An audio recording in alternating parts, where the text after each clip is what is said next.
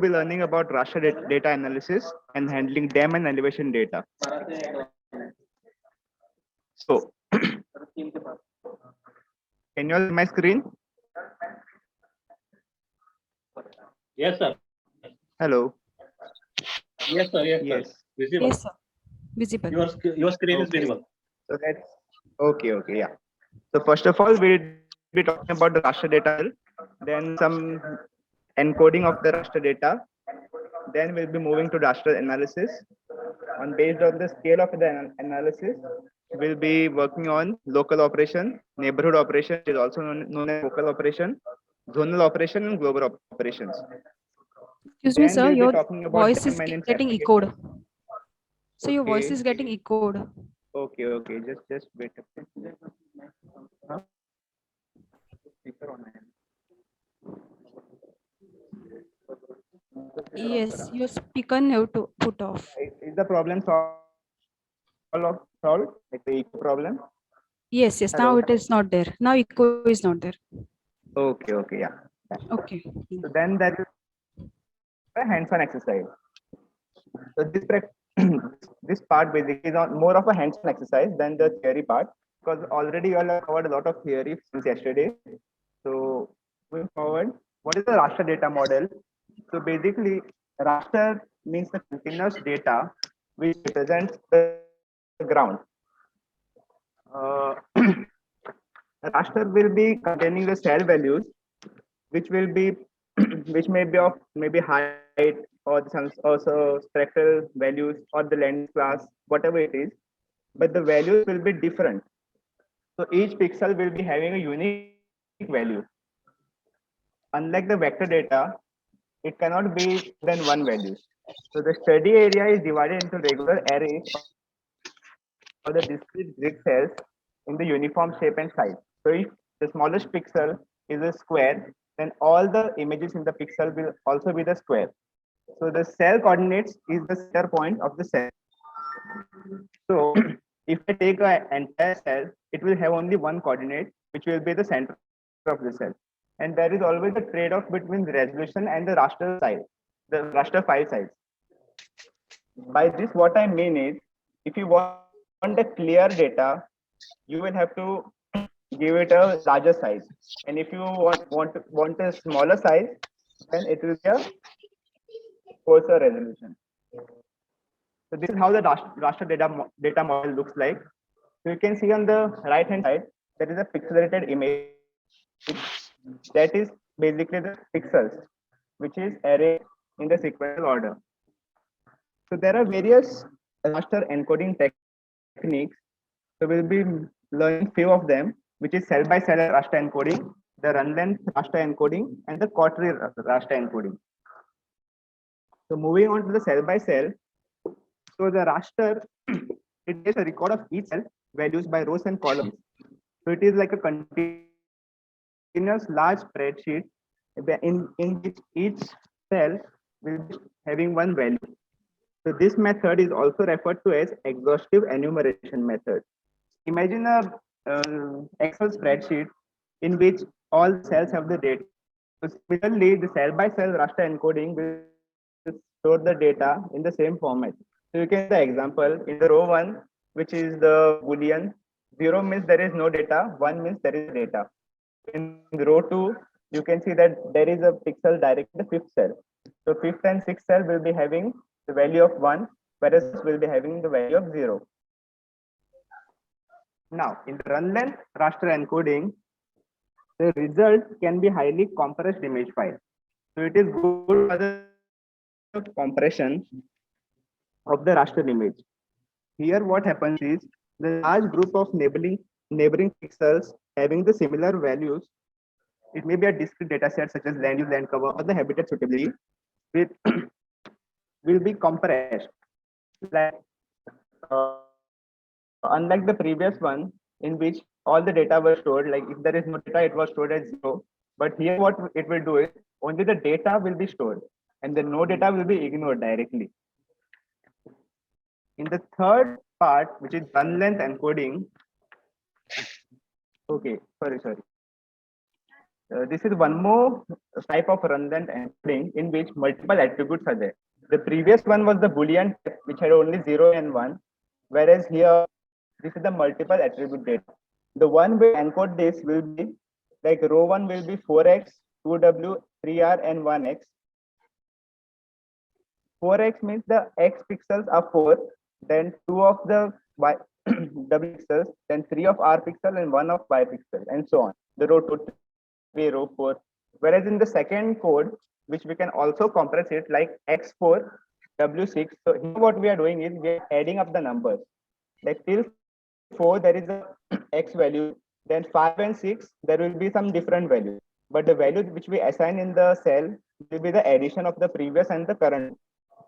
The third way of coding is taking the raster as a continuous data. In this method, he basically don't classify it by the line like row 1, row 2, row 3. Here what we do is take the whole raster as a one image. So the line end of the line 1 and starting of the line 2 will be considered as a one unit. So here you can say 4x, 2w, 3r, and 4x again. That is the 1x from the line 1 and 3x is from the line 2. Then so on. It will be continued. Any doubts in this?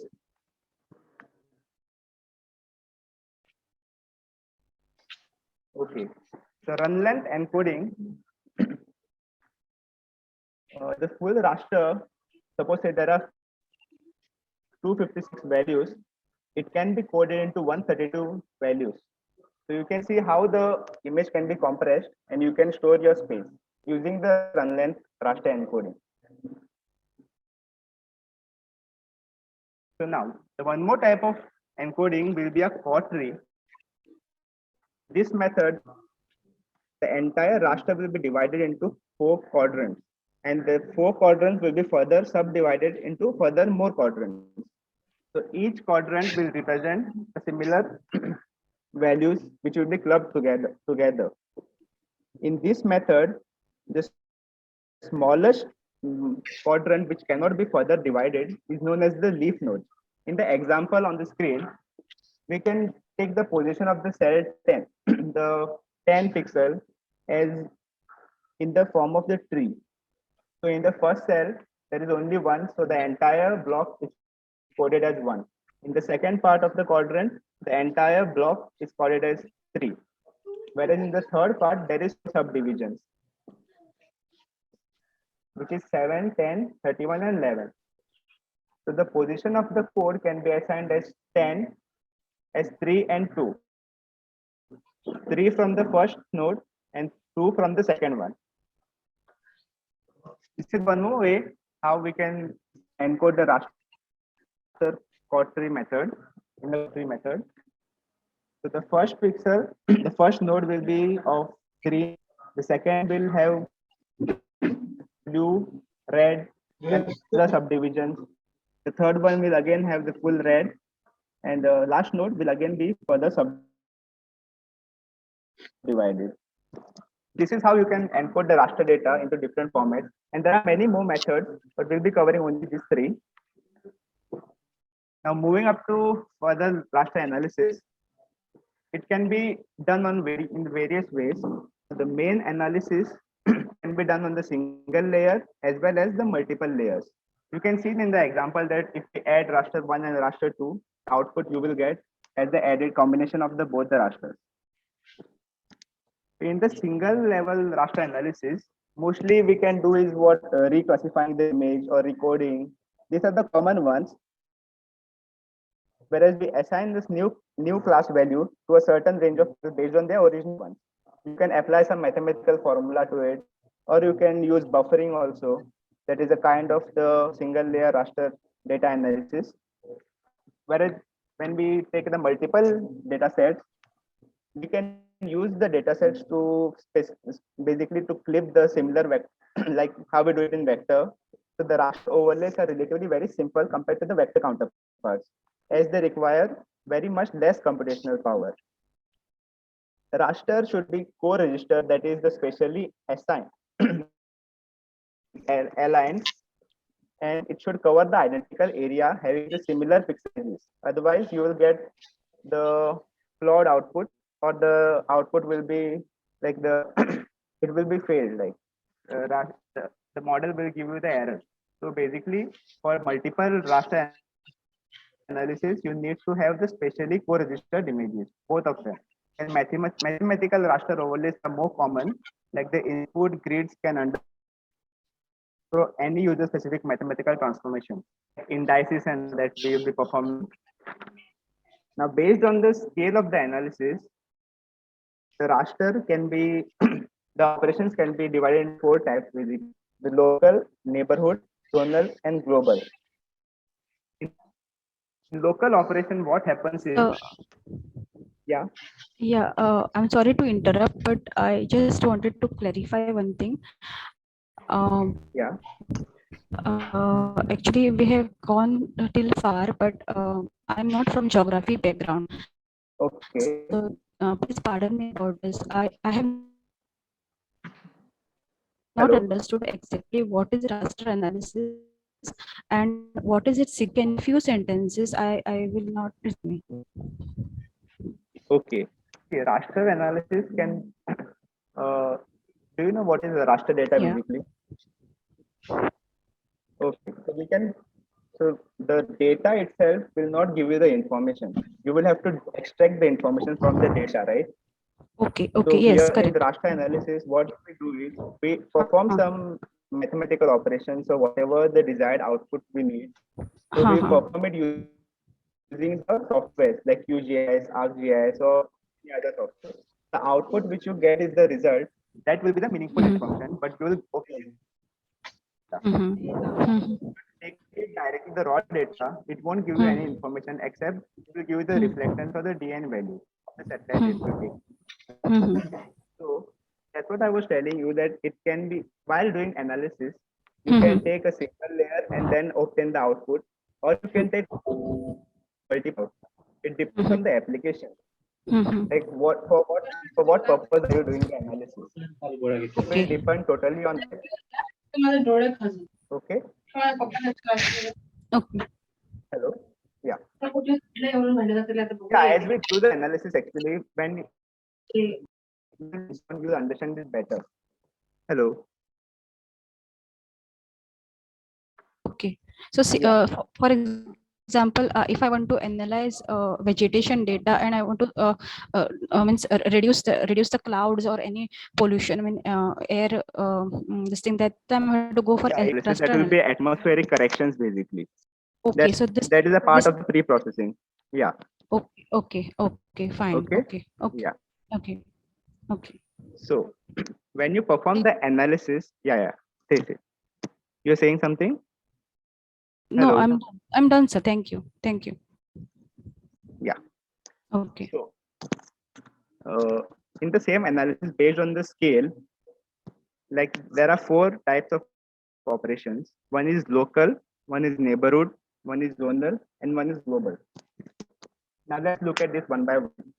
So in local operation, what we do is we compute the raster output data where where value at each location is the function of the input of coinciding location. So we don't look at neighboring areas as such for this kind of operation. We just take the local cell, we apply some mathematical formula on it, and then we obtain the output. So suppose, say for example, if we have the elevation data in feet, now we want to convert it into meters. So the local operation is the best way that you can perform this task. Like in this case, what you will do is you will apply some mathematical formula on that specific pixel, and the output will be in meters, the resolution in meters. So if there is no data in the source pixel, the out pixel will also have. For example, suppose if we have 2 rasters and we want the difference between the 2 years, maybe 2010 and 2011 maybe. So what we'll do is we'll take the raster 1 minus the raster 2. So the value of the pixel in the 1 and the value in the pixel of the second raster will be minus, and the output raster will be having the difference. So only the cell which is the target cell will be changed in this kind of operation. Whereas in neighborhood operation, you will compare the neighborhood area and then perform the task.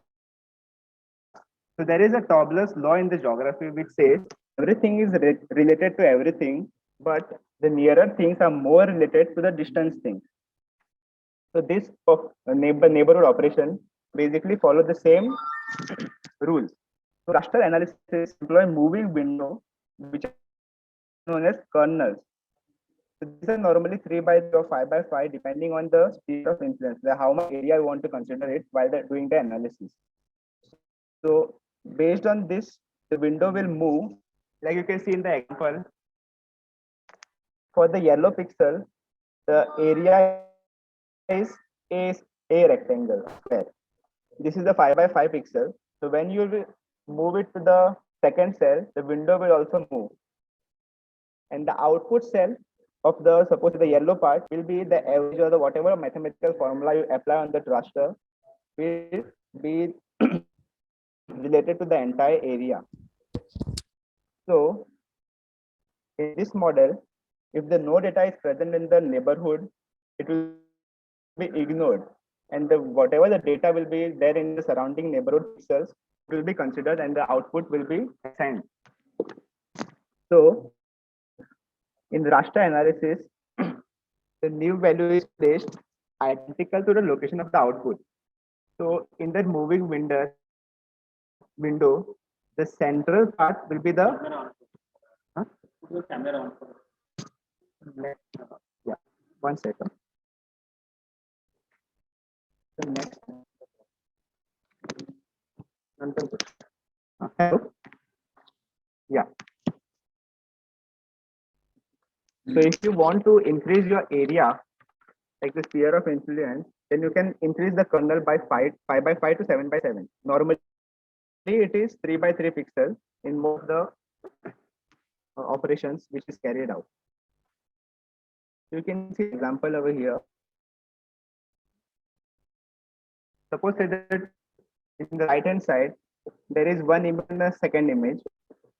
The total is 21. The total of the window. The 2 is the center pixel, which is the target pixel. You can add all the values in the surrounding to obtain the 21 value. So this is the part of the neighborhood operation. Whereas in zonal operation, what we do is we employ a group of cells of the similar value and then obtain the classification. So mostly the zonal rasters can be obtained reclassifying the existing image into few categories basically. The zonal operation produces an output raster which summarizes the cell value in the input raster of the each zone in the zonal raster. So here, suppose if we want to do the average, suppose the blue zone.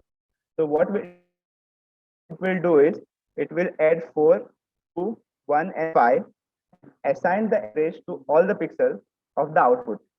So the zonal operation, suppose in the if it is yellow, the 2, 5, 5, 5 plus 3 will be added, and the output will be the same number for the entire zone. This is how the zonal operation works. For global operation, it is just like the zonal operation, but we take here the entire raster as a single zone. So typically, the global operation includes to determine the statistics of the value of the raster as a whole. So the target pixel will be the average or the mean or the maximum or the minimum, whatever the mathematical formula you will apply, it will be applied to the entire raster. So we have covered the operations till here. I need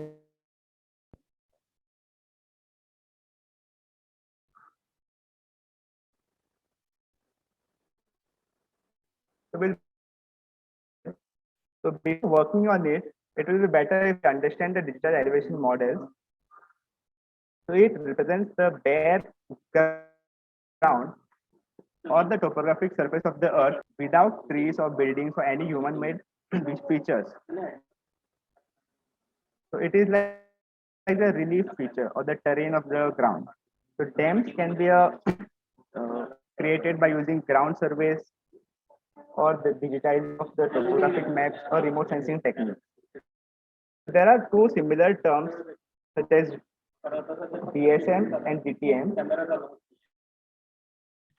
Now here the DTM means the model of the earth, and the terrain features such as rivers, lines and ridges can be visible in this particular DTM model. Often DTM and DEM are used synonymously, whereas DSM will include all the structures such as trees, buildings, and human-made features in while showing the elevated data. So it is mostly used for telecommunications, urban planning, and aviation because it requires the data of the building. You can see the difference between DTM and DSM. Like DTM will be a plain ground, whereas the DSM will be having the human-made features on it. So now here are some practical applications of the DEMs. The contour mapping is the most common example which we can give for the use of DEM. Earlier, we should take topo sheets and then derive some geological structures from the topographic map. But nowadays, what happens is we have the DEM, so we can construct our own contours from that DEM. Second is slope analysis, then the delineating watershed, which we'll be practicing now. You'll come to know about that. Then identifying geological structures, visual analysis, 3D simulation, change analysis. These are some of the examples. So catchment can be delineated using a dam. Similarly, geological structures or the visual analysis. We'll be practicing visual analysis as a demo. 3D simulations can also be done using the DEM. So let's move on to the hands-on session now. For hands-on session, we'll be exercising on the raster calculator, and we'll be extracting some contours. We'll be applying some filters also, which is a kind of neighborhood operation, watershed delineation, visibility analysis, and 3D data visualization. So everyone has access to the QGIS. Yes, sir. So now it will be a more of an interactive session. So I request all of you all to open the QGIS.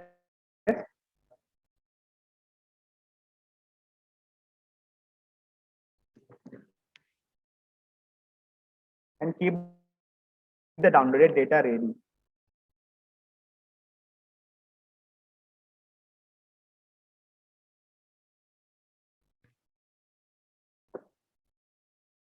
Let me know once you are ready. Sir, please give us a few minutes time as QGIS takes time in opening, sir. Okay. Sure. For those who don't have data, please download it. Even if you start downloading now, it will be done within 5 minutes, I guess. It's just 25 MB data.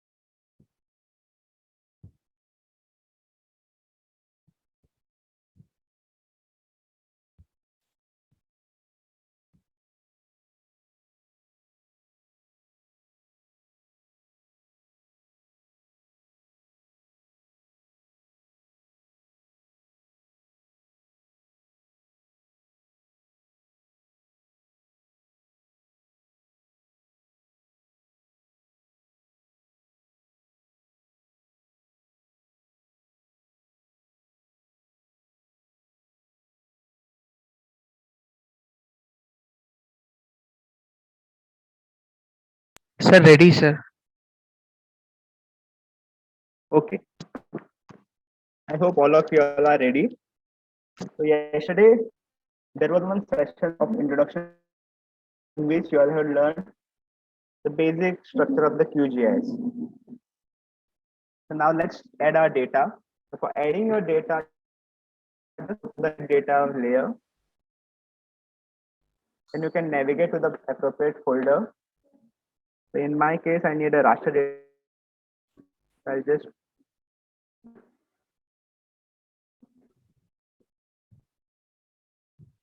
so there is in the folder there is dem underscore wg and the Landsat w underscore wg. For this particular practical, we'll be using Landsat underscore wg. Just select that image. So can you send those files? It is already shared, madam. Okay. It's the link on the WhatsApp group, I guess. And even the sir has mailed you the link. Okay, I will try to find out. So please download the data and it's a very small data, so you can download it.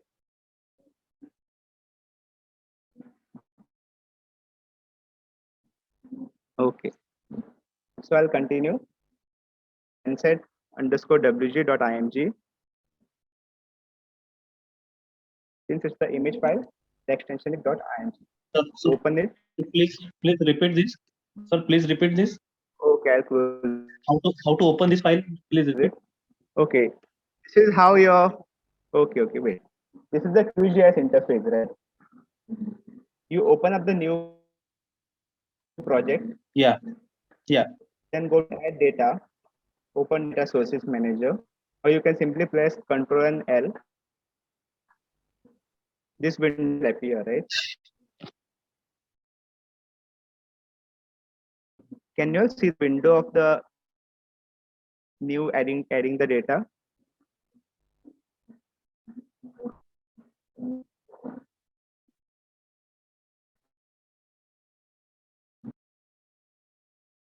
Can you all see the data source manager window on the screen?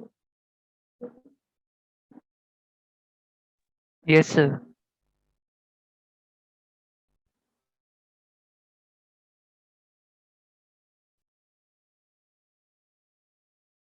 So go in the source, select the Landsat underscore wg, open, click on add data.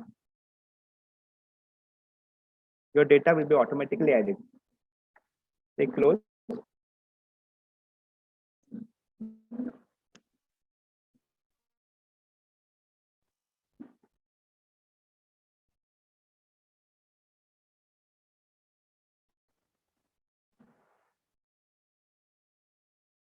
Everyone has added the data. Yes, sir. Added. Okay.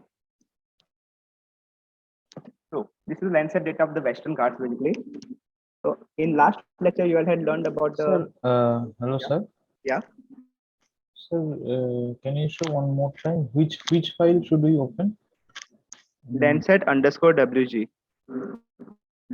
.img.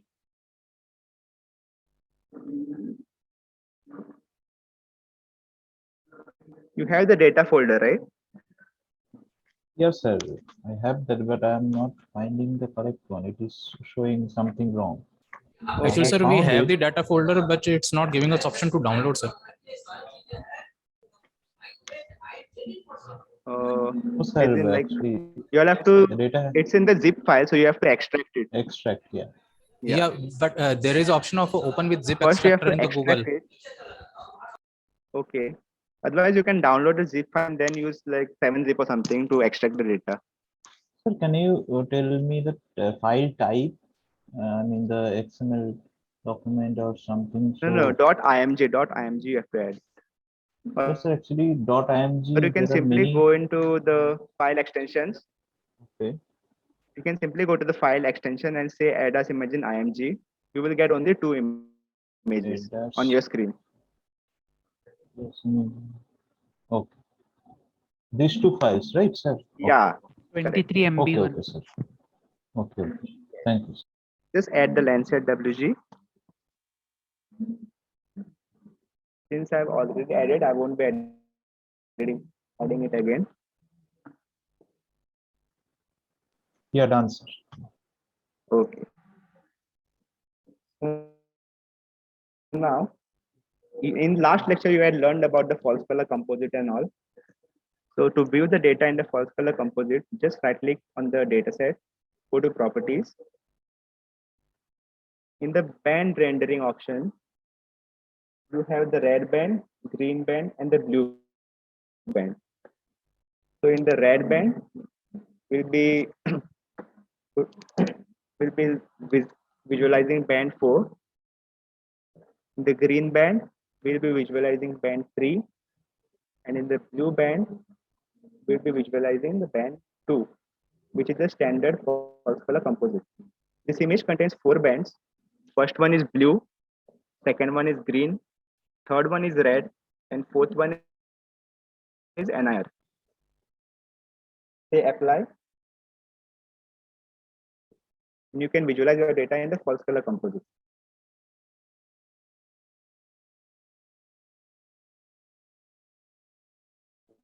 Now what we'll do is we'll be extracting the band indice, that is NDVI, which you had learned in the last lecture. So we'll be doing it practically, a hands-on session on that.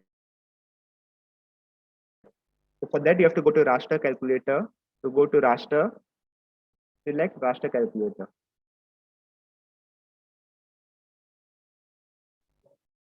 Everyone can see my window. Yes, sir. Yes, sir. Yes, sir. Yes. Okay. So in the raster calculator, in the raster bands, you have the 4 bands. So we'll be using only the last 2 bands, which is red band and NIR band for deriving the NDVI. So go to the raster calculator expression. The formula for the NDVI is NIR minus red divided by NIR plus red.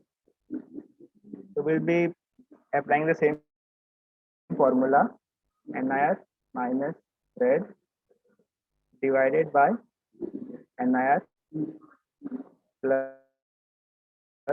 red. Now if we run the same formula, what it will do is it will give us the output, but the values won't be in proper format. So what we'll do is, we know that the NDVI will should be from +1 to -1, since it's a ratio. If we give it default, it will take it as an integer. So we will define the data type, which is a float, which also contains the decimal values. So we'll put it in the bracket. For the second part of the operation, we'll do the same. We'll define the data as a float.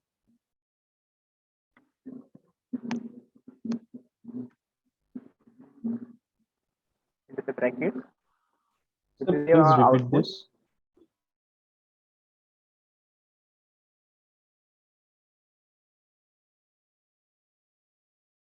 Can you repeat? This float function, Hello. sir. Float function. Sir, can you repeat the float function, sir? Yeah. Yeah. Okay. Now I just defined the float basically as a data type. So by default, it will take the integer as a data type, which I don't want in this kind of operation. So I defined it as a float and then put brackets. Okay, I'll show you the difference really. First, we'll calculate it using without float.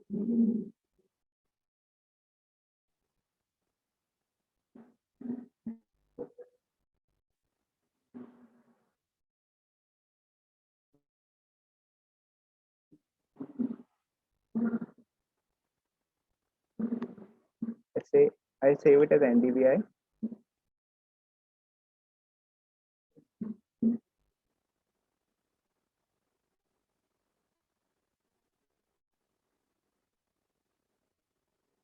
I'll give extension as .img. You can give it any extension .tif or geotif, whatever you want it. And you have to select in here respectively. I'll say okay.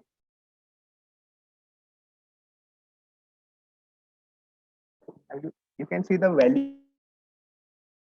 values which range from 11995.9 to 29874.2. So the same process will repeat using the float function.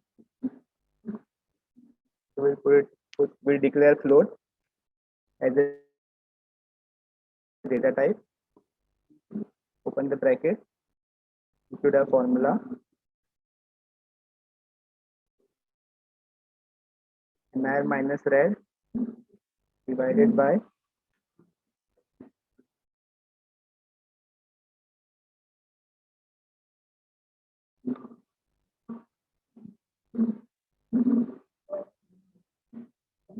NIR plus red. Sir, here in the output format, should we keep it ADAS image in image or GeoText? You can put it in. It depends on you. You can save it as a TIFF also. You can save it as a ADAS image in format also. Like whatever you're comfortable in. Okay. If you want to save it in TIFF, then select the TIFF. If you want IMG, then you can select IMG or any other extension. So I'll give NDVI 2.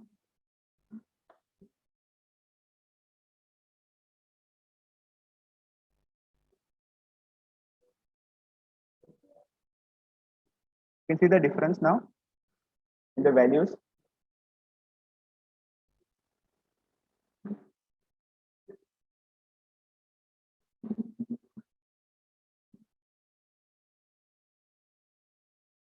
So in NDVI, yeah, values between NDVI range +1 to -1.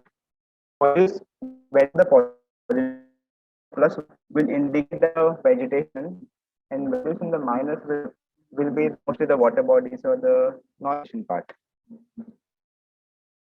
To extract the water bodies from this particular image, you can also extract it using the raster calculator itself. So let's try to extract the water bodies from this. In the traditional techniques, what you will do is you will digitize. It will take a lot of. So if you raster calculator, you can do this operation within few seconds also, if you are very expert in that. So go to raster calculator again, but before that you need to identify the values. So go to the pixel identifier, just click on the water bodies. In the right side panel, the identifier rates, you can see value, which is -0.03. So you can check the randomly, like how the values of your water body. So I observe that most of my value is ranging from -0 to -0.5 or something like that. So what I'll do is I'll reclassify my image and divide 2. I only want the values which are below 0. I will save my output as water bodies.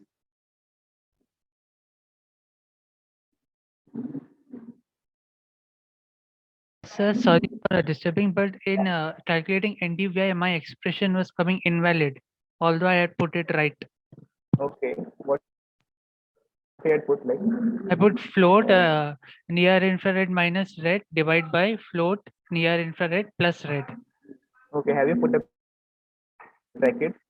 Yes, sir, I have put the brackets. What error does it show? Like, Expression invalid, it was saying. okay.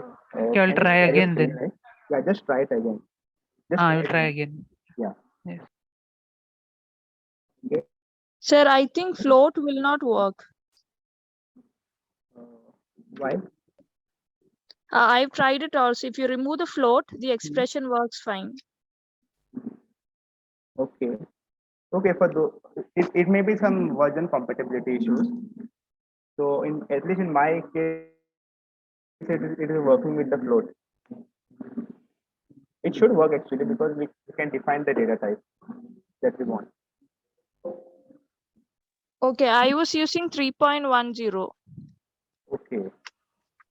I think my version is bit like 3.16, I guess.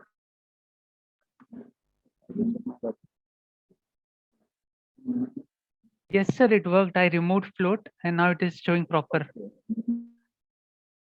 Okay, then for those who it can work without float, then they can use it directly. Okay. Mine is 3.2, I guess, the version, bit older. So, for the next part, we'll be extracting the water bodies from the same NDVI image. In this, what we have done is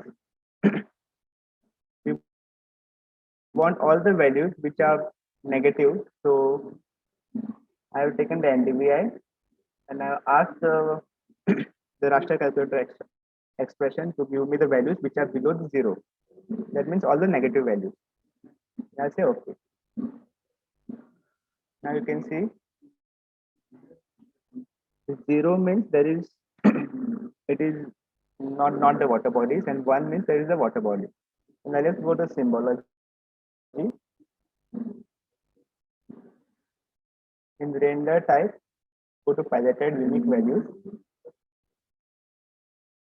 Classify all. Since I don't want the zeros, I just remove it. And for the first water body class, I will give the color as a blue. Say okay. Now you can see only the water body is extracted.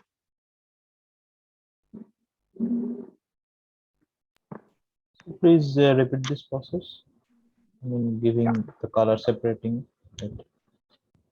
Okay, the color part, right? Just go to the layer properties, or you can simply double click on the layer.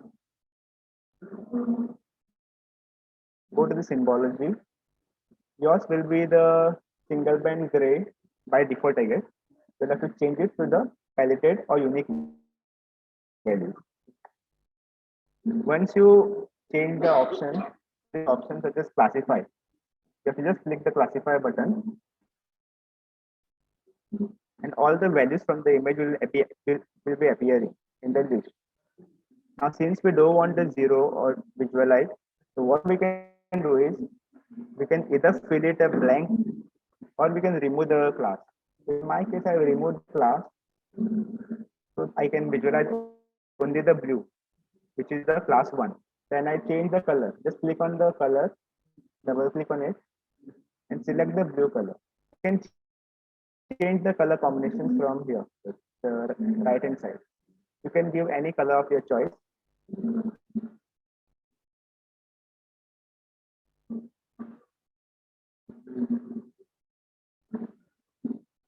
I'll be using blue color for the indicating the water body. And say okay. If I want it red, I just click red. My water body will be red color.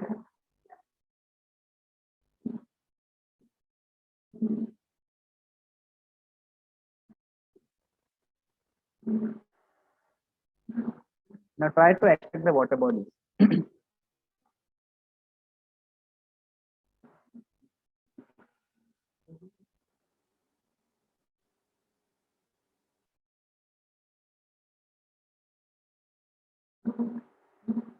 Sir, can you just repeat again? Just tell me, I will do it.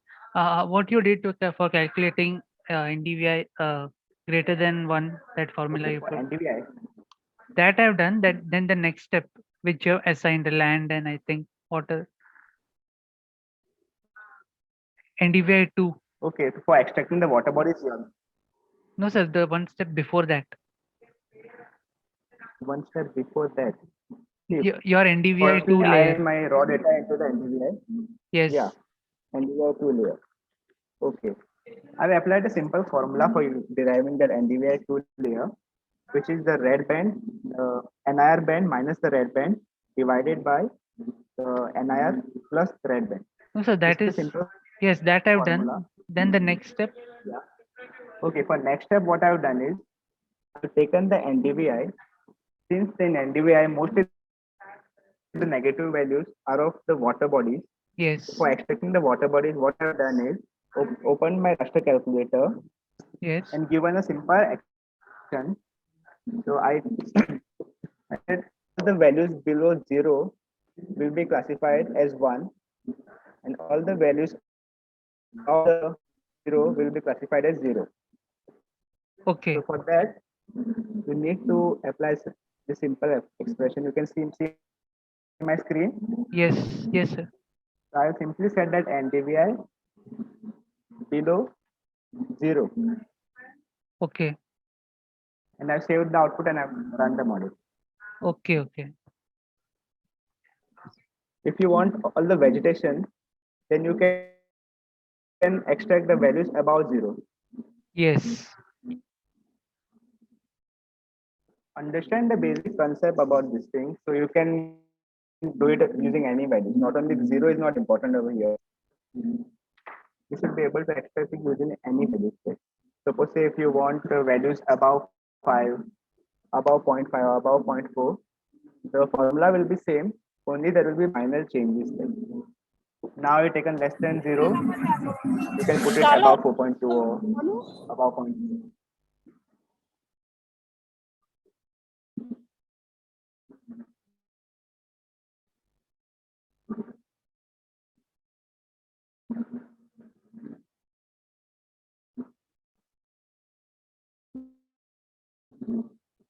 Similarly, you can try various other indices using the remote sensing data.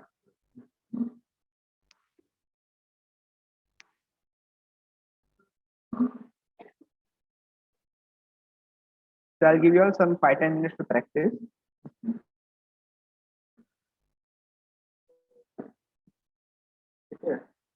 Let me know once you are done.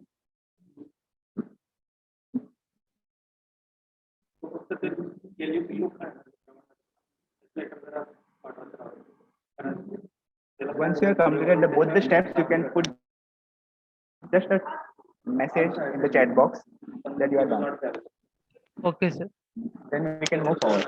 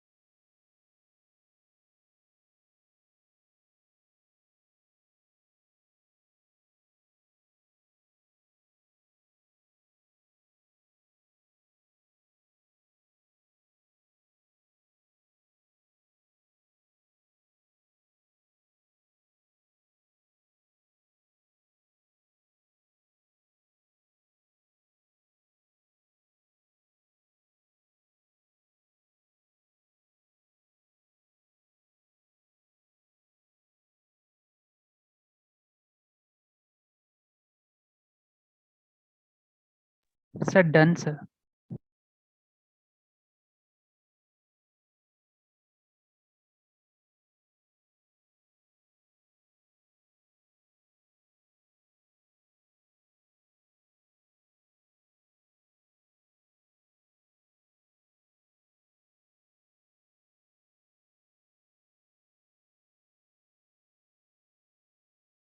Yes, I can see only 2 people those who have done it. The others are doing it or they are not doing it. I am not getting any response from them.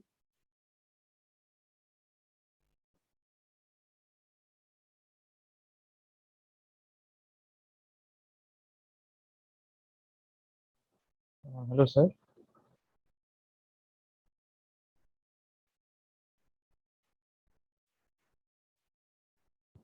Hello, sir. Yes. Normally, NDVI values are ranges from minus 1 to plus 1, right? -1 to +1. Yeah. Okay. Okay, sir.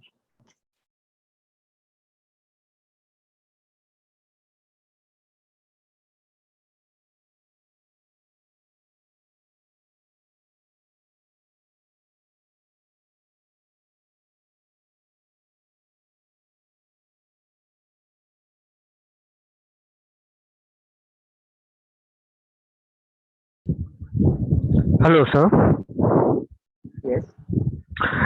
Sir, with this NDVI, can we identify the quality of vegetation or the density of vegetation? Yes. Yes. You can identify. You can identify the quality of vegetation using NDVI. Normally, the higher reflectance is the healthy vegetation science like in the NDVI index. You can review some literature about NDVI and you'll get all the information.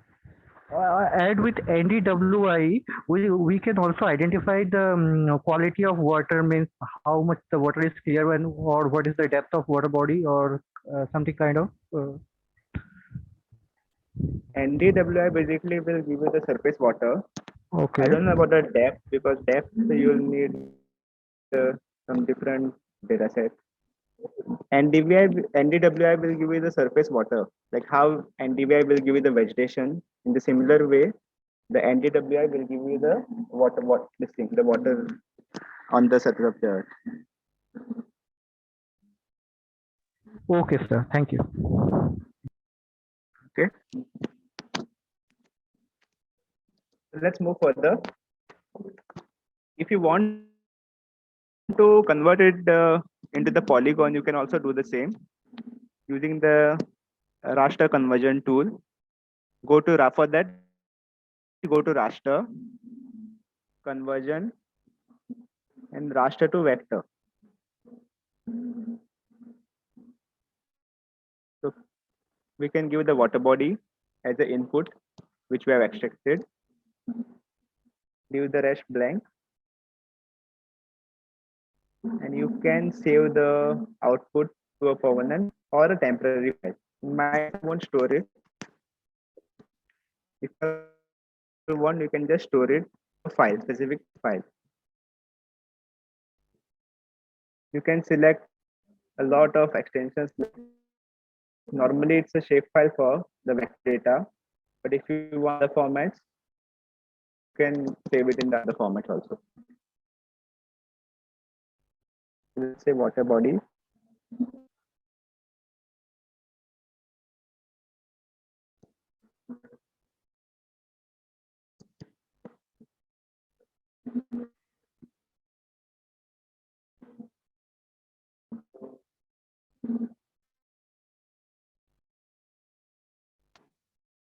I've got the vectorized results. Just go to attribute table.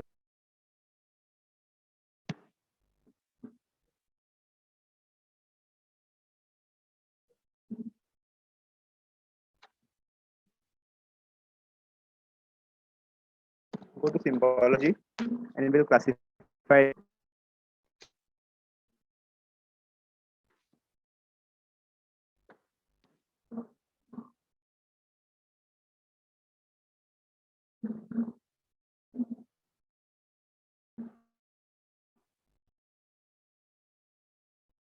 Into categories.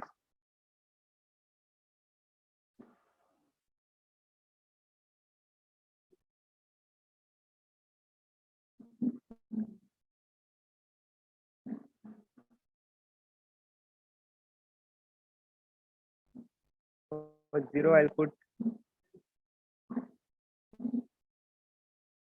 blank.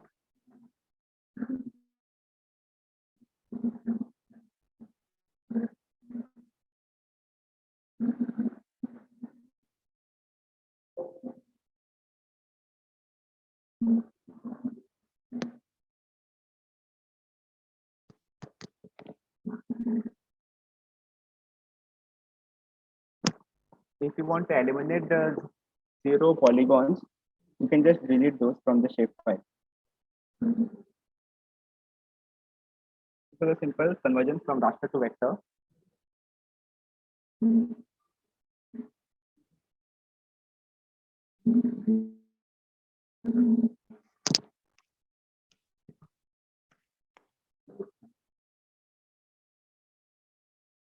Similarly, you can also convert from vector to raster.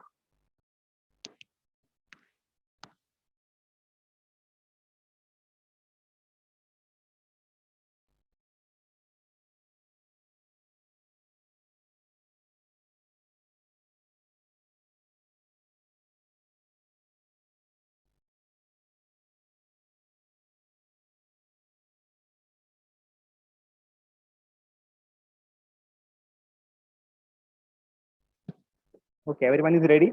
Then we can move further. 1 minute. Yeah, sure.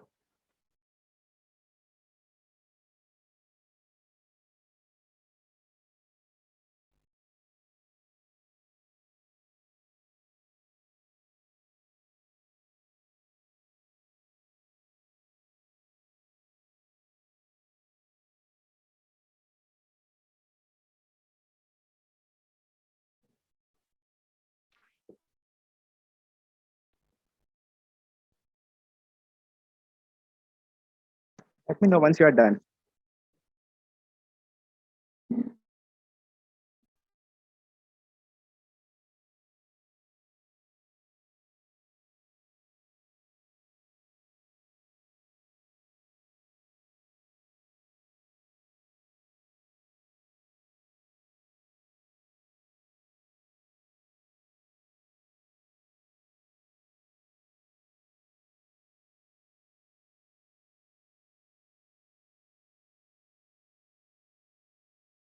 Sir, for vector to raster to vector layer, which input file you put? Input layer. For raster to Raster to vector, vector. I have taken Yes. the water bodies Whatever. because I wanted water bodies in the vector format.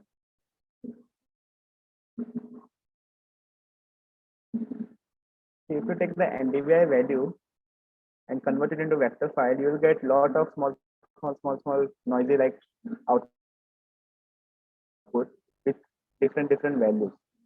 So what I have done is I have first reclassified the NDVI into water bodies and non-water bodies. Then I converted it into vector file so that I can extract only the water body. Okay.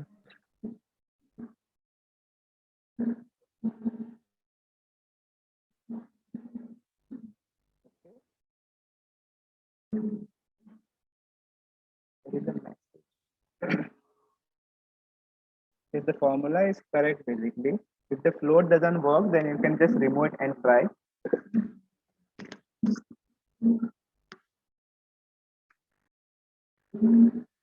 Can you show the step again, like which step you want to like, see?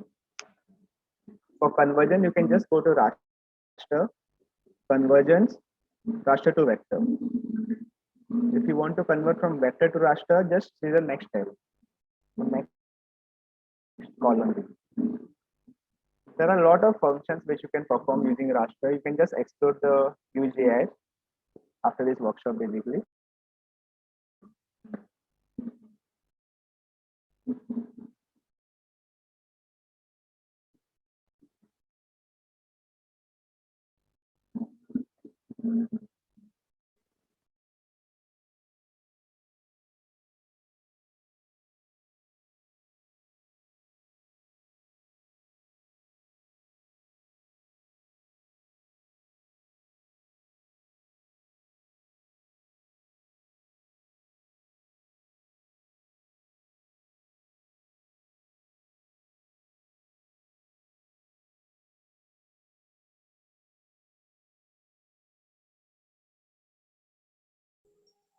Sir, how to classify the vectorized file into 0 and 1? Okay, yeah. For classification of vectorized image, just go to symbology. Over here, you can select the categorized. Normally it is single symbol. You can just select the categorize. You can classify. You can select the field first. Like in my case, I have selected the DN. For choosing the field, you can just check the attribute table of the vectorized data and select the appropriate field over here in your particular application. In this case, it is DN. Then classify all the distinct features. Now 0 I don't want, so I just removed it. I will use blue color for the water body. Say okay. This is also 0. I just know data. I will remove it. And say apply.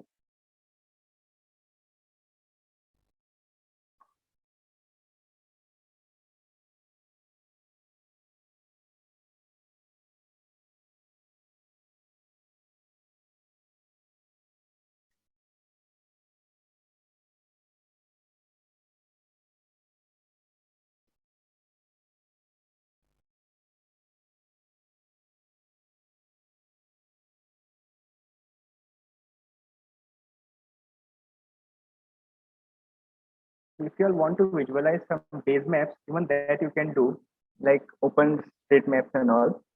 For that, go to the browser, go to the XYZ tiles, and there is something known as OpenStreetMap. Just add that layer. You can visualize like.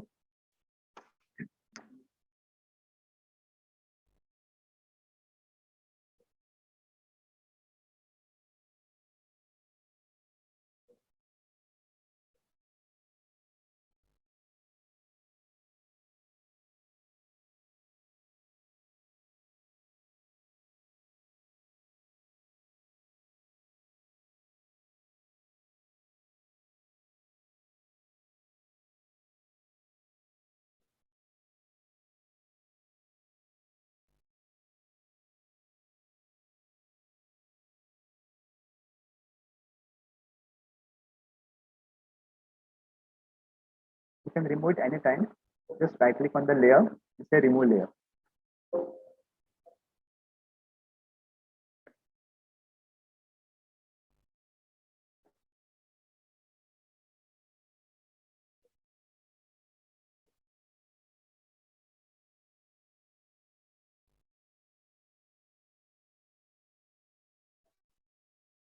There is one plugin which is known as Quick OSM, from which you can extract some buildings, roads for your particular area.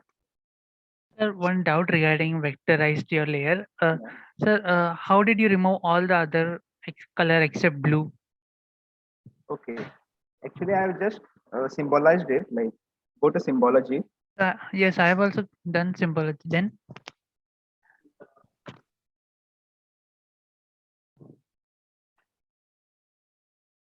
in symbology, what we have done is we have selected the categorized category and we have given the column.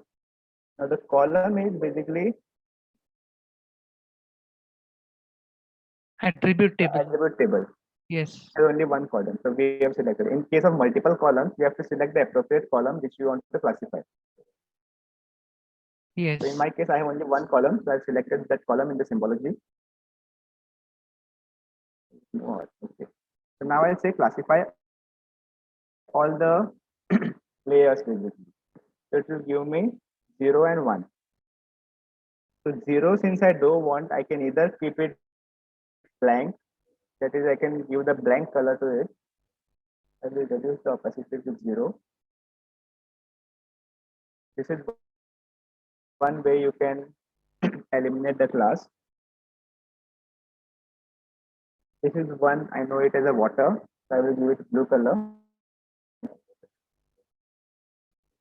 This is some extra class, I guess, with no value. I'll just remove it. Say apply. You get the same output basically. Okay, So sir. simply remove it. Okay.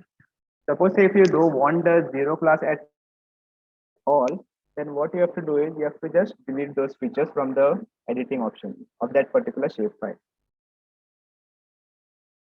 Sorry, sir. Last sentence I did not hear. Yeah. So if you don't want those zero shapefiles at all, like you want to you just want the water layer body in your shapefile, what you Yes. can do is you can start editing and delete all the zero layers. Like suppose say if I want only this this thing, the reservoir. So I'll say start editing. So with editing tool, I'll say I will select this particular feature. I will go to attributes. I will inverse the selection.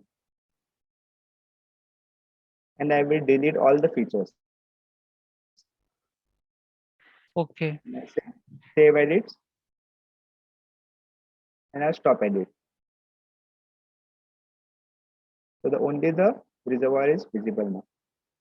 Rest all features I have deleted. Okay. Okay. Yes, sir. So is it clear till here? Any doubts? Sir, kindly repeat this processor, this one, last one. How to delete these isolated pixels? Okay.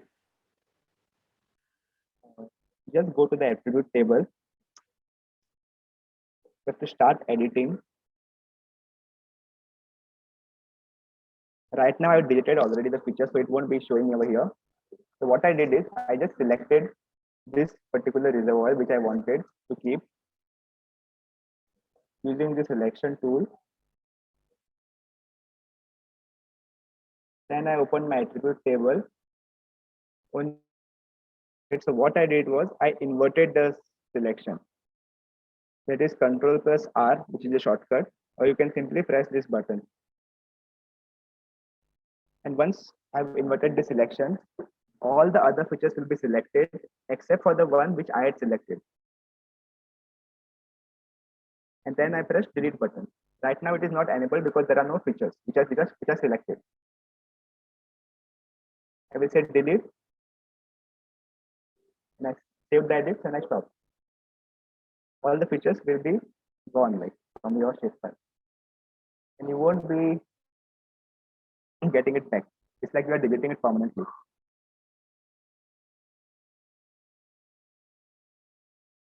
Is it clear now? Yes, sir. Yes, sir. Yeah.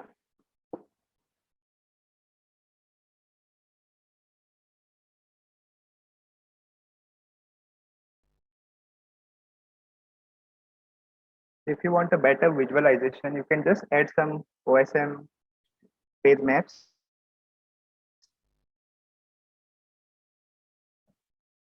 You can visualize the data.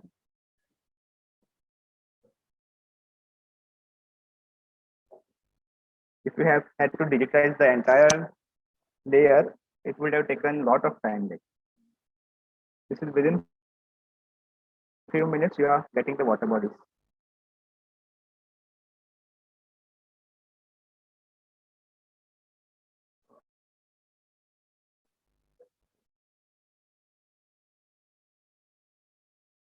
Since this is a Landsat data, it is 30-meter resolution. If we have more clear data available with you, you will get the better output.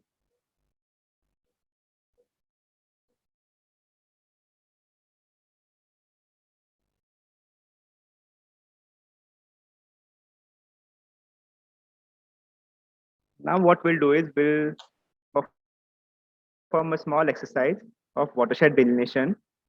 So I'll remove all these layers. You can practice it later after the session, basically. So I'll remove all the layers.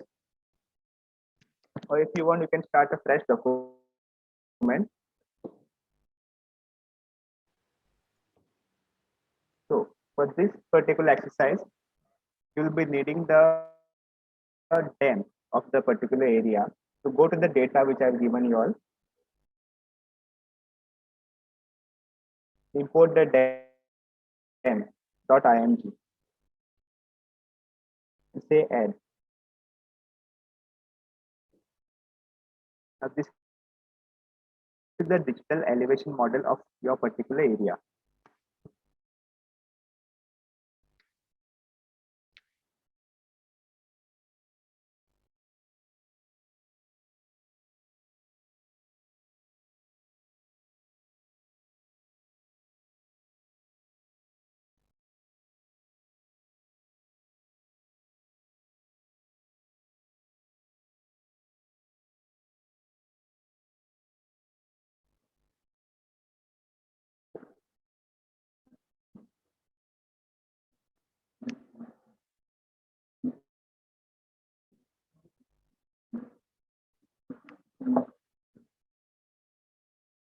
Everyone has imported the data. Yes, sir. Okay. So for watershed delineation, there are few steps which we need to follow. Since this is a dam and not processed one, there might be sinks in the data, gaps basically. So we have to fill it first. So for that, we will be using the tool which is known as r.fill. So go to the processing toolbar, type r.fill.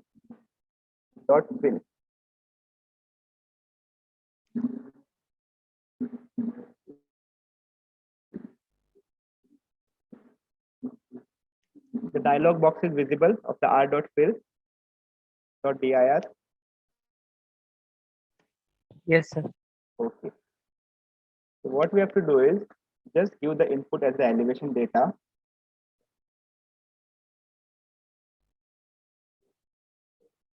Save the depression-less dam, which we'll be using for further operations.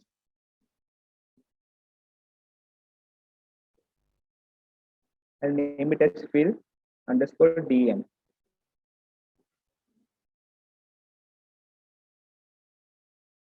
Extension, I will give image, img. If you want, you can give it TIFF or any other format. I save it. As of now, I don't want any other outputs. I'll just uncheck it. So I need only the depression-less dam. So I'll say run.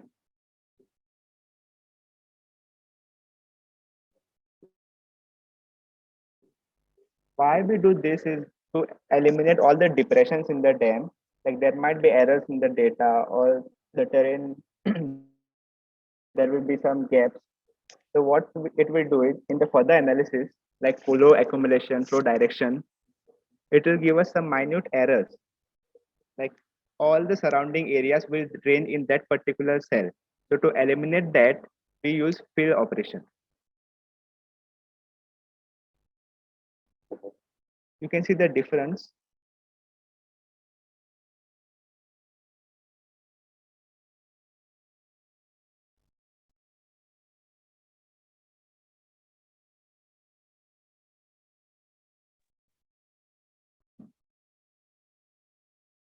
Now see, my original dam was ranging from 14 to 1044, whereas after the filling of depressions, it is ranging from 47 to 904.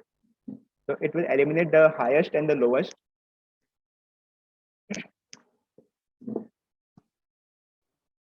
Sir, can you repeat this? Actually, I'm not finding that rfill window. Okay. Is there any option on your desktop like QGIS with grass?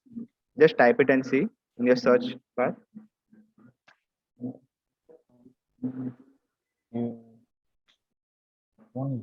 Grass is there, sir. From processing toolbox, I just typed r.fill and some grass option is there.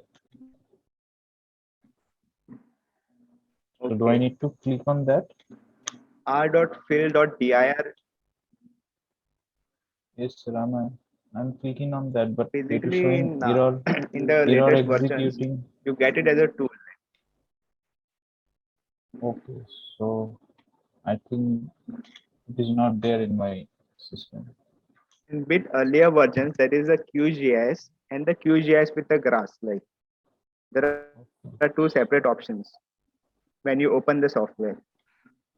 Or Okay, you sir. can also go to processing and go to toolbox. Then on the right Yeah. side, you will find the window. There you can type Yes, R. yes. Yeah, I'm doing this, but it is showing some algorithm problem. Error executing algorithm. I think this is due to some, I mean, the Some version. software It issue is, will be. yes. Okay, sir, I'll check that Okay, just later. try to reopen the software and try it again, or reinstall it if it still doesn't work. Okay, Okay. sir. Okay, sir. Yeah. So next step will be we'll be delineating the watershed using flow direction and flow accumulation and the field DIR. Sir, So when I next had tool done which is- depression list, I got 0 to 1000 classes of different colors. yeah. So what you have to do is just go to symbology, go to the render type and say single band. It will Okay. be validated by default. Okay. You say okay.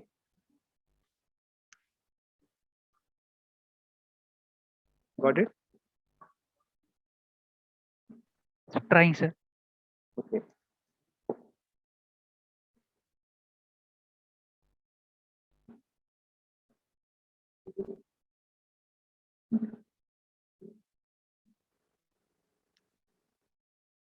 Yes, sir. Got it. Yeah. So next tool is r.watershed.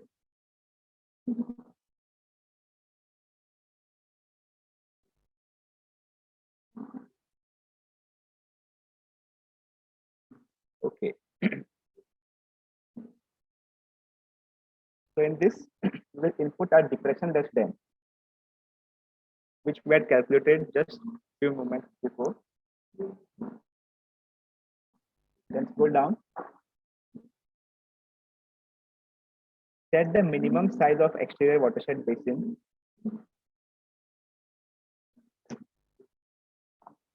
If you don't put some value, it might give you some error physically. So just type in like 200 or 150, 500, anything, whatever value you desire. We'll be enabling the single flow direction T8 for calculating the flow direction.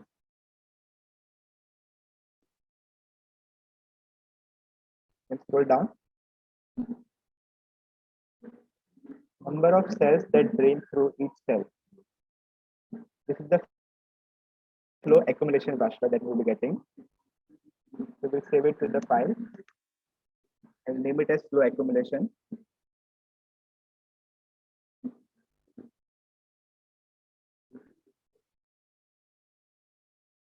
And I want the drainage directions.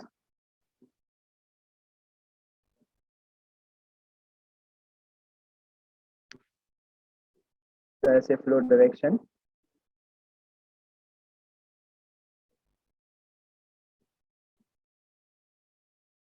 Other data is not required as of now, so I'll just uncheck the boxes.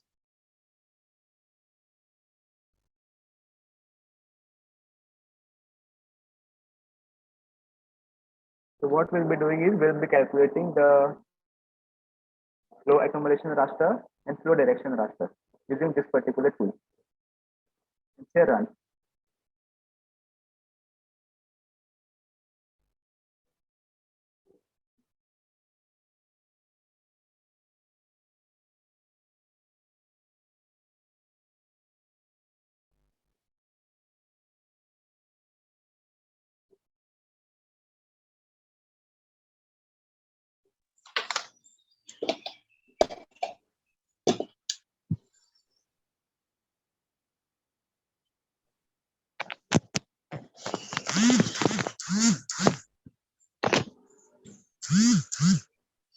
Now we have obtained the results.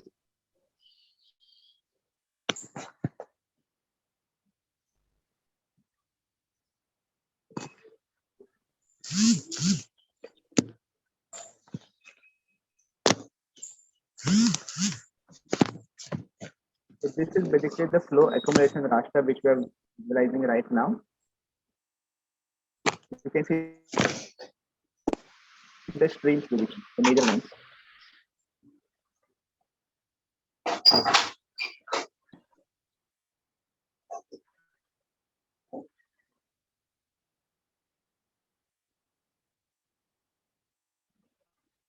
Flow directions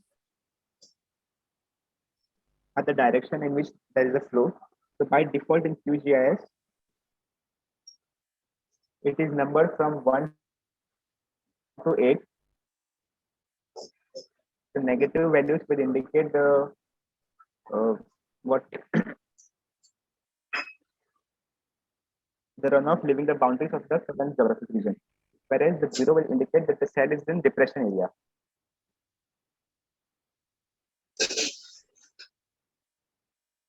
So everyone calculate till flow direction and flow accumulation. Then we'll be delineating the watershed.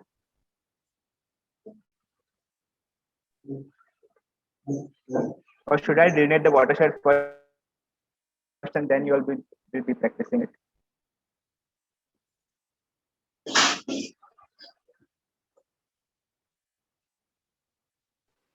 You delineate it, sir, first. Okay. For delineating the watershed, I have given you one outlet point based on which we'll be delineating the watershed. So just add it into your map. It's a shapefile. Go to the vector.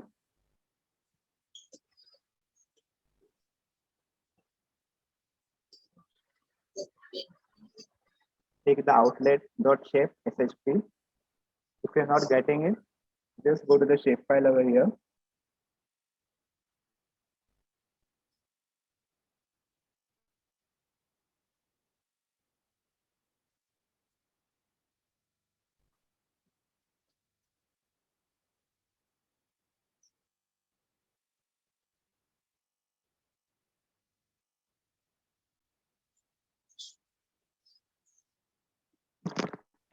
Select the outlet, say open, and add. Sir, did we need to create a point shape file for the outlet before delineating the basin, sir? Yes, for your reference basically. It's already provided to you right now. If you all want to delineate the watershed of your area, you will have to create the outlet point. Okay. With same georeferencing criteria of the map. Thank you, sir. The projection should be the same. Just create a new shapefile and add a point. We'll be using this tool, which is r.outlet.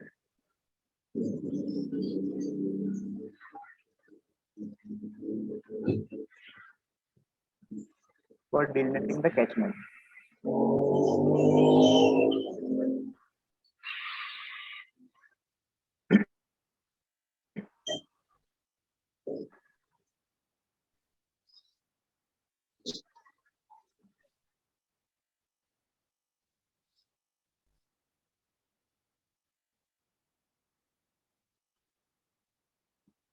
So we'll be putting drainage direction as the input, coordinates of outlet point. We'll be selecting exactly on that point. Just click on the point. It will take the coordinates automatically. Save the output.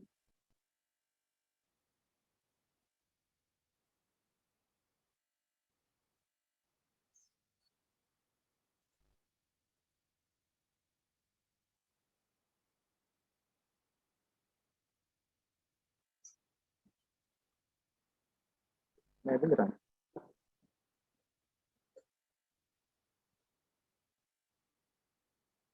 Now you can see our watershed is created.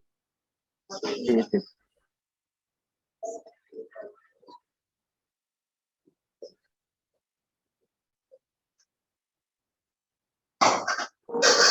is a raster file basically, so I can just convert it into the vector file. The process is same. previously, which we had done on the NDVI.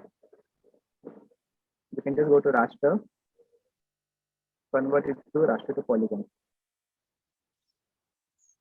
In my case, I'll take basin, the watershed, whatever your name is.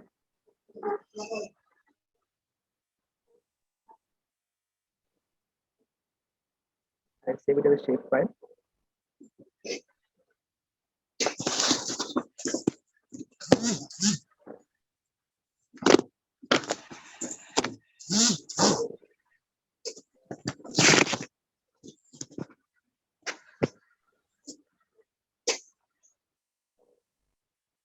I'll go to symbology. I'll give it a hollow fill. Say apply.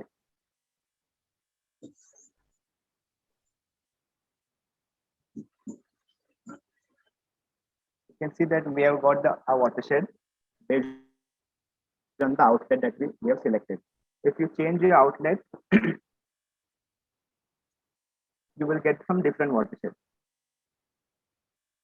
For selection of outlet, you can just take the reference of the flow accumulation raster. Suppose say if I give my outlet point over here, and mostly my watershed delineated will be of this particular network. This thing won't come in my watershed area. So try these steps first, then we move further.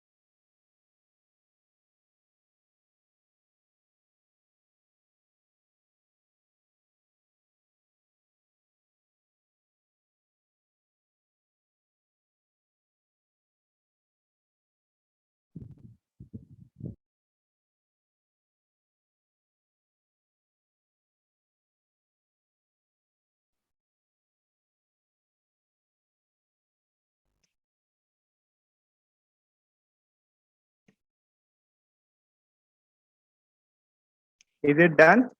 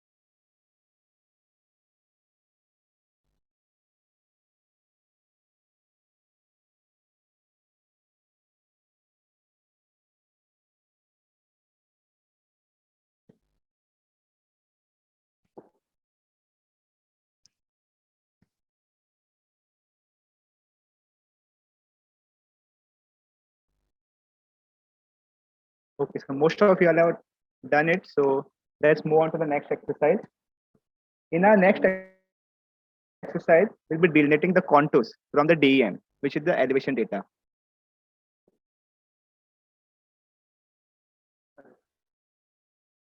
So for delineating the contours, just go to the raster, extractions, and you can see the tool contour. Just click on it. Now here what we'll do is we'll give the input as a depression dash dam, which we had created.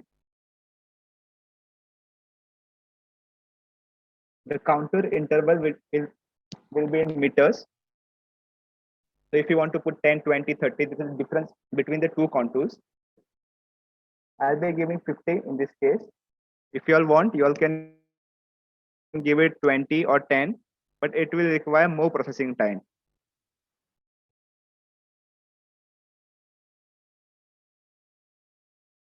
Scroll down and save your contour file. I will save it as a shape file.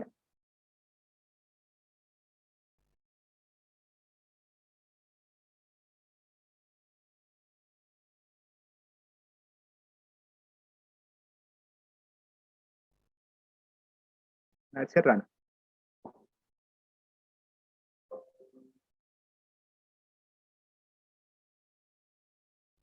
Now you all can see that I've got the contours of my particular area. For better visualization, I'll just close all the layers.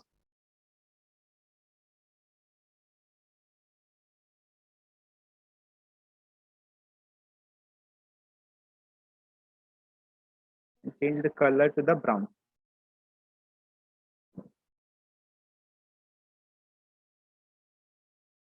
Now you can see that my contours are a bit rough. There are no smooth. So for smoothing the contours, what we can do is we can give a filter to the dam, which is a Gaussian filter, and then we'll try and run it again. So for doing that, we'll just type the Gaussian filter.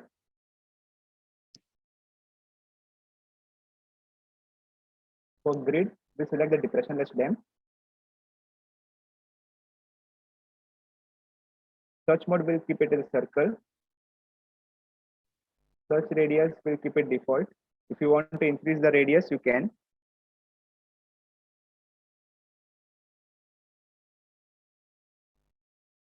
Save my file.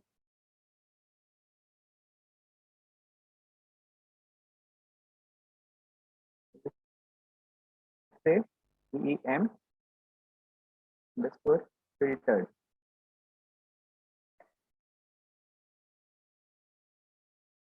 Okay.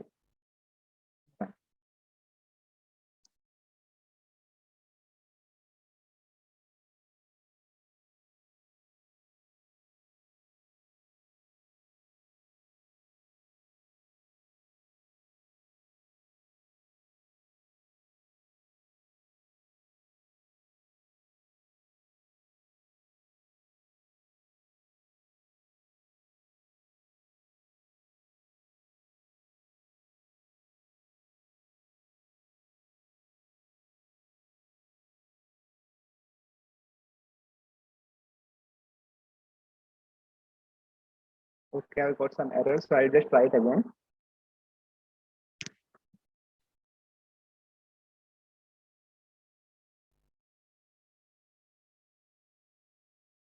I'll just remove the unnecessary data first.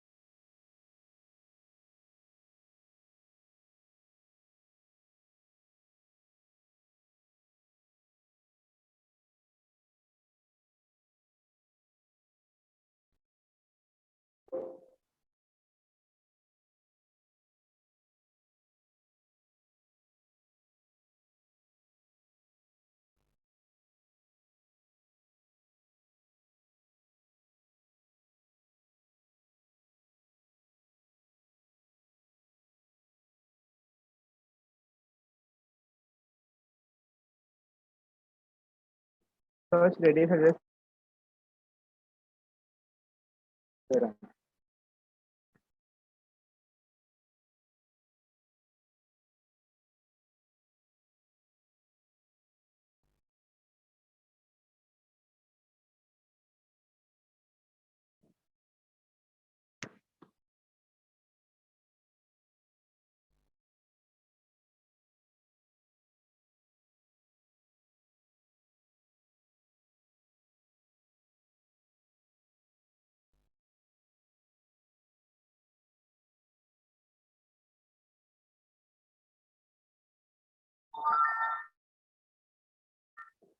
Now I've got the filtered grid.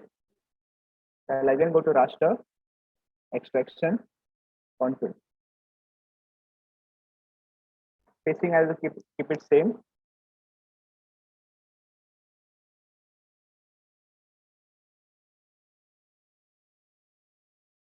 I will save it as contour_2.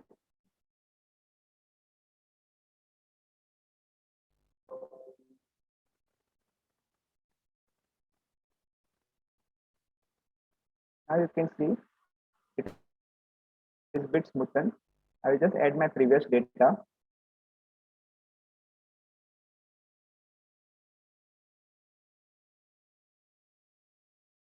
This contour 1.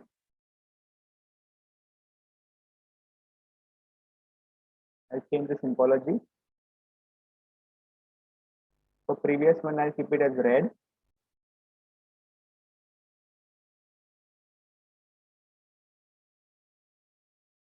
For the current one, I'll keep it as green.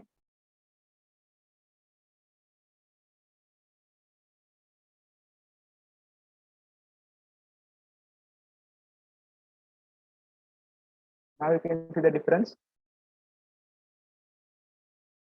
of filtering.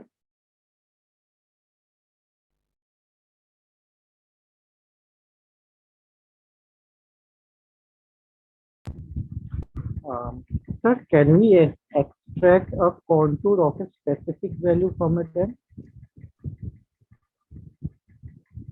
Can you repeat? Sir, can we extract a contour of a specific value from a den? Contour basically represents the similar values, and it is a line that connects the point of similar values, the same height. From the sir. dam, So, what? I'm looking for a contour of a specific value for say 180 meter of contour, 180 meter height of a Okay. contour. Okay. Okay. For that, what we'll do is we'll just visualize the data. So go to properties. We will label the data first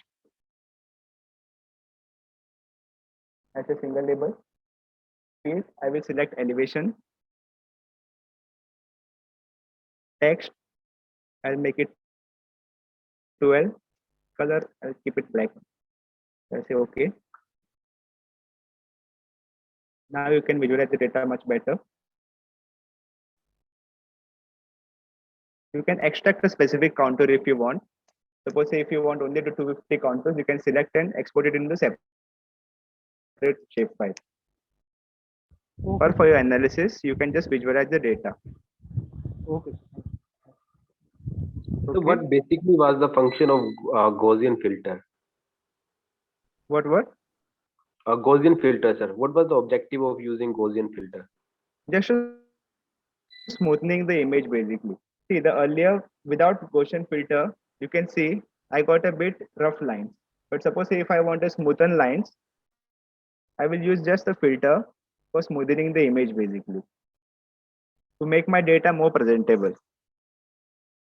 You can see the difference.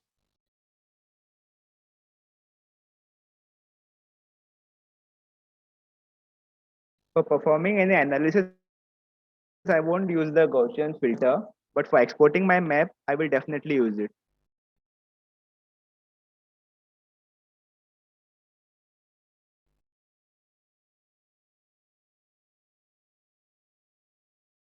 If you want to play a bit more with the labels, you can just go to the rendering part of it.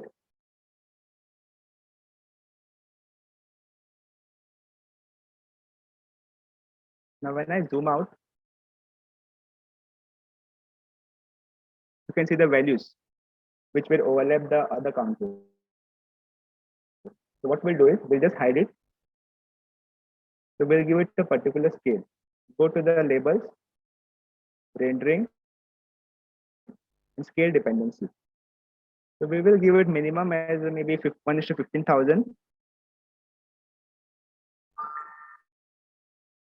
Now I'll say apply. Okay.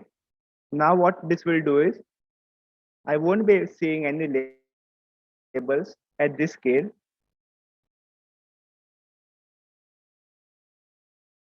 So if I zoom into 1:15,000, only then I will be able to see the labels. Before that, I cannot see anything. If you give it 1:20,000, I will be able to visualize it at 1:20,000.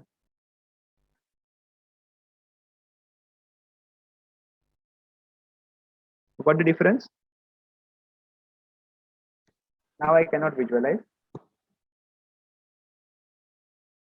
whereas now I can.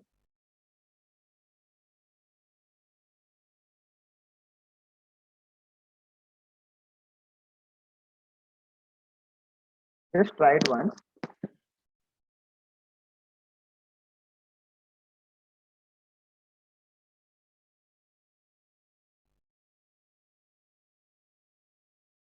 Any doubts in this? No, sir. Okay. Just try it. I'll give you all 5 minutes.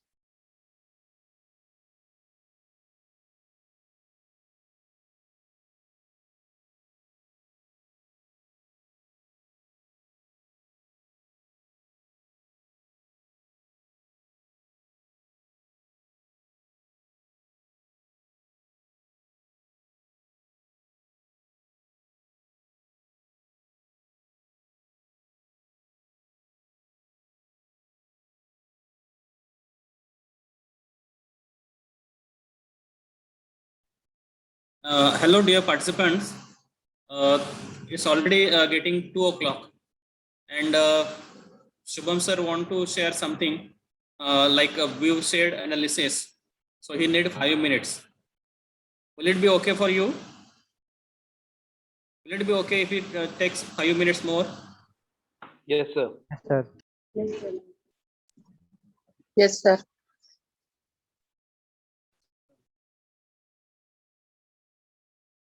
Yes. Okay. Okay, sir. Okay. Okay. So Shubham sir, please continue and complete the thing what you want. Okay. So thanks for allowing him to do. Okay. Okay, yeah. So let's continue with the view And last request, those who are not yet put attendance, please put it into the chat box. Thank you. I will remove all the layers. I just keep my depressionless dam.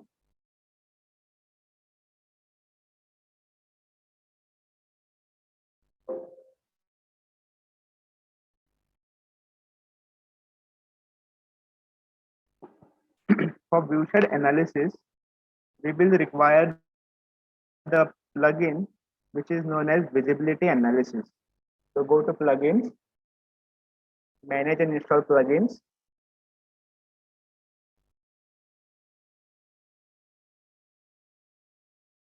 Type in visibility. And you can see the visibility analysis. It's already installed in my particular software.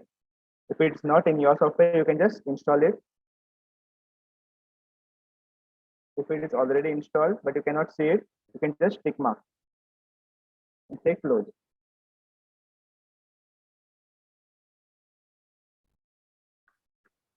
So for visibility analysis, what it does is it tells you your visibility, like from a particular point, how much area is visible. Since there is a there are mountains or the plain areas, you cannot see certain areas and you can see certain areas. So that analysis can be done using the DEM with this visual analysis. So first of all, I need a shapefile of a point or the observer's position basically. So I just add a shapefile.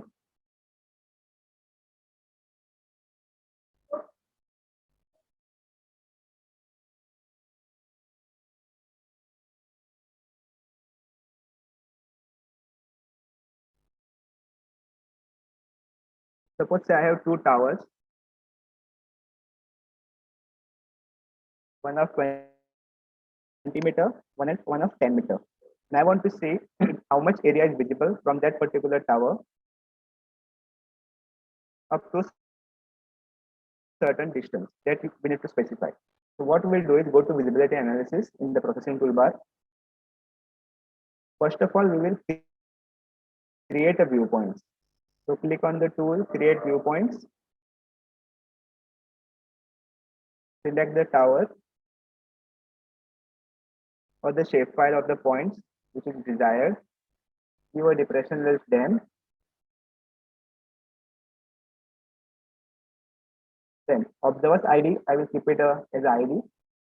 Then the radius of analysis in meters. Suppose say if you want to visualize it for how many meters. So let us take 6,000 for this particular exercise. If you want the distance, you can also get it from measuring tool. So in meters I need it. So 600 meters, 6,000 meters will be somewhat approximately will cover this much area. If I want more area, I can take it as 10,000. So distance you can decide using the measuring tool, or you can give a separate layer with distance. Let's select the elevation model. Distance, I'll make it 8,000 now.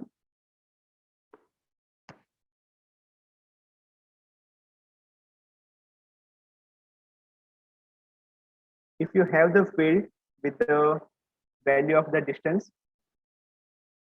you can put that field, but since I don't have right now, I will keep it blank. This is the observer's height. So how, what is the height of the observer? So from a specific given point, what is the height of the observer that can be included over here? So as of now, I'll just give 1.8. If you are observing from the ground level, you can give it 0. Now, for field value of the observer's height, I will give height. So from what height he is observing the area. So target height is 0, that is I want to observe ground. If you want, you can add the height. Rest all I'll keep it blank. And I'll create the output.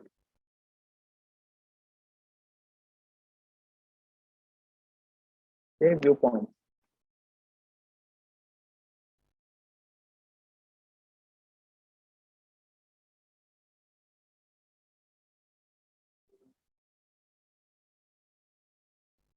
Now my viewpoints are ready.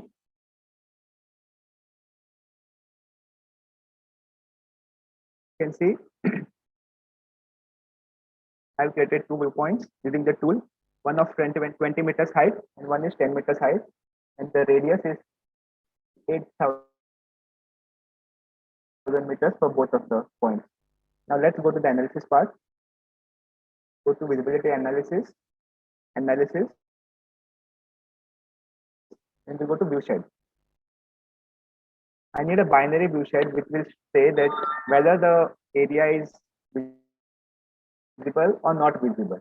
If it is visible, the algorithm will assign the value as 1, and if it is not visible, it will assign as 0. So input the elevation model, which is the field dam. Now atmospheric reflection, right now I'm keeping it default. If you have some local sources or some NGOs or organization, you can take it from them, or if you can calculate, well and good. I'll give the output file as visibility analysis or the view shed. Let's say save and run.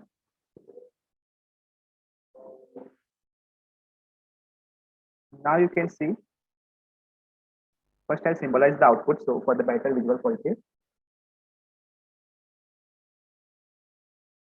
It's the same procedure which we had done it for the previous exercise. I'll just eliminate the 0. In the visible area, I can give it as green. Now you can see from particular point what areas are visible.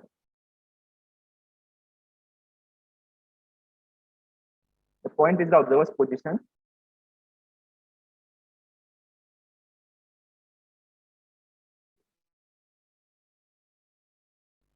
So if an observer is standing at 1.8 meters of length, we can visualize the area which is in green color.